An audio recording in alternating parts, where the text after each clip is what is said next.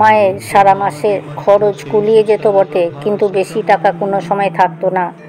মায়ের এক ভক্ত বলছে, আমাকে বাস্ক খুলে কত টাকা আছে বের করে আনতে বললেন। আমি বললাম 11 টাকা আছে। ওই টাকা দিয়ে সব বললেন, এইটা 1 টাকার তেল, 1 টাকার আটা, 2 টাকার ঘি ইত্যাদি কিনে আনবে। আমি বললাম, না মা, আপনি যেমন বলছেন লিখে নিচ্ছি, শেষে 5 সের 2.5 সের এইরকম হিসাবে কিনবো, তাতে দরে সুবিধা হবে। মা খুব খুশি হয়ে বললেন, হ্যাঁ বাবা, তুমি বুদ্ধিমান ছেলে, তোমার যেমন খুশি হিসাব করে কিনে আনবে। আমি বাবা অত হিসাব করতে পারি না। কখনো কখনো টাকা ফুরিয়ে গেলে বলতেন, আজ ইংরাজি মাসের কত তারিখ? আমি বলতাম 27 দিন আজ। বলতেন, আর কদিন বাকি আছে? আমি বললাম 4 দিন বাকি আছে।